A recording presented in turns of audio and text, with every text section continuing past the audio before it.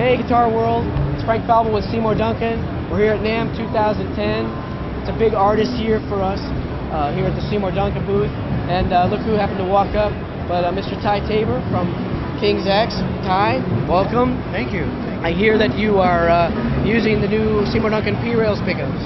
Yes, I am. I, as you know, freaked out about them about a year ago or so, a little less. And now I have them put in every single guitar that I have, every new one that's made. Matter of fact, right here is the guitar, John Guilford custom guitar, and I'm using, as you can see, the P-Rails, and man, I love those. It totally gave me like 3 separate guitars in one, being able to go from single coil to the humbucker to the P90 type sound, and it really does them accurately as if you put a guitar down and picked one up that had a dedicated P90 in it or a dedicated humbucker or whatever. And so it's just made what I'm doing so much easier to be able to go between tones and not switch guitars. Yeah. Really opened up a whole lot of possibilities for me. I love that pickup. No, thanks. Yeah, that was one of the focuses too when we were designing it.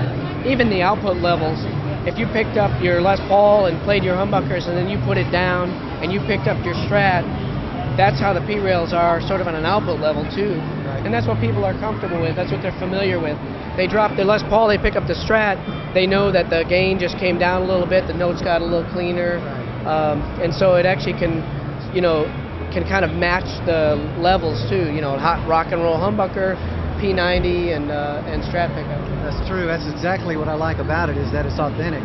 It is like putting down a guitar and picking up a different guitar, just with the flip of a switch. And I mean, you can literally do a verse with a Strat and then kick it into a different guitar entirely for the next part or whatever. Yeah. And it does have the natural jumps and bumps. It's perfect. I just really dig it. Yeah. Well, hey, thanks, man. I can't tell you how much we appreciate you playing these pickups and just all the support that you've given to us. Thank you, man. I love them. Thank you for coming up with them. Oh no, hey.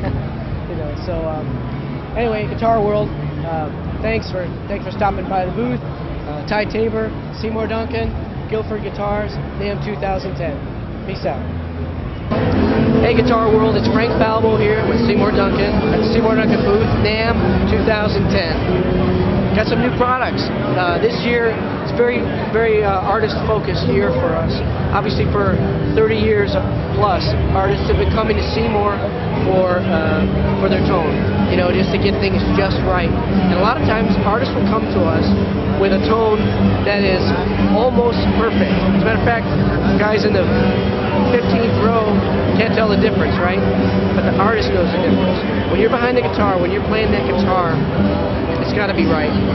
These artists do this every day, day in and day out. So you take a guy like Yngwie Malmsteen, for example. There's a new STK S10 YJM Fury. Yngwie Malmsteen stack. Bridge pickup and neck pickup. 2 pickups are different. Bridge pickup has a different magnets, different magnet stagger, different output level.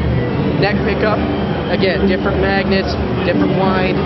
Everything's kind of different about it. And what he said, he had very specific ideas. He said, I want this, but not this. I want this to be a little bit different. I want a little more output in the bridge. And so we listened and we accommodated him. In the bridge, you've got, like I said, a little bit more output than what he's used to, a little more power. In the neck position, a little more sweet, a little more fluid, again, than what he's been using. There's also a Slash pickup, the Alnico 2 Pro Slash. Again, Slash has been using Alnico 2 Pros for the better part of 30 years. He's got an old guitar that he bought a long time ago, and he's used it to record Appetite for Destruction. He used it on all other subsequent recordings. So if you buy an album that Slash has played on, chances are extremely high it was recorded with this one guitar. And actually, I got a chance to play the guitar when we were beta testing and prototyping some of this stuff. And the guitar just sings. I mean, it's just so vibrant. Acoustically, unplugged, you hit it and pow. I mean, the notes just kind of jump out. And so what Slash said to us, he said, if there was something you could do with the pickup to just to get me a little bit closer on all these cool live guitars that I have. If you could get them to just give me a little experience that's just a little bit closer to the one I have with this main guitar that I use for recording, that would be great. So we listened, and we made a couple tweaks, and now there's a Slash Alnico 2 Pro. It's a different wire that's used on the original Alnico 2 Pro, and it's also a different wind. But it's the same Alnico 2 magnet. And then, of course, to be sort of authentic to the Alnico 2 Pros that he has in that guitar, we went with long legs, single conductor cable, and a maple spacer. So the pickup is constructed and looks like the pickup that he has in that guitar from 1986, 1987. Also new for this year, Mick Thompson EMTY. Same story. Mick Thompson's been playing Blackouts, loves them. But he said, if I could just get a little bit of a attenuation on the bottom end, just tighten up the lows, and on the high end, just a little more cut, just a little more crispness. And we said okay, and we made some little tweaks, and he was very pleased. And so now we have the Mick Thompson EMTY. It's exactly what he wants. Those kinds of little tweaks make a huge difference when you're talking about the decibel levels and the gain levels that these guys play at when they're at their gigs. Every little tiny difference makes a difference to these guys. So we nailed it. We got in there and made a pickup that was just perfect for him. On the 7-string side of things, if you take a look over here, we've got 2 new 7-string humbuckers, and then up top, we've got new 7-string single coil.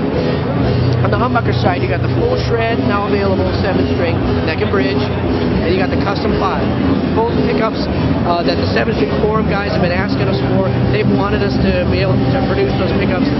Now you can buy them off the shelf. And the single coil side of things is pretty important. What we did is we made true single coils. For 20 years, basically 7-string players have been living with whatever single coil came in the guitar that they bought. And very few of those pickups were actually made like a true single coil. You might have a humbucker bobbin with some ceramic magnets on the bottom of it, or some plastic bobbin single coil or something. And what we did is we said, let's make single coils, but let's make them the way we make single coils, which is a 4-bond top and bottom, Alnico 5 rod magnets, hand ground, and we have an SSL1, which is the vintage staggered, and the SSL5, which is a custom, a little higher output. Both truly made like single coil pickups in our estimation should be made. And finally, there's a new hot P-Rails bridge pickup. In the bridge, we're using for the P-Rails hot Alnico 8 magnets and a hotter wind on the P90. So if your favorite P90 tone is just like a screaming, ripping, overwound P90, then the P-Rails hot is your pickup. You would pair it with an original P-Rails neck, but the P90, like I said, just screams. The rail coil is louder because it's powered by the Alnico 8 magnet, and together they make just a huge humbucker sound. But even though it's huge, and even though it reads at like 23K, there's still clarity, because in the P-Rails, you got to remember, there's kind of a woofer and a tweeter.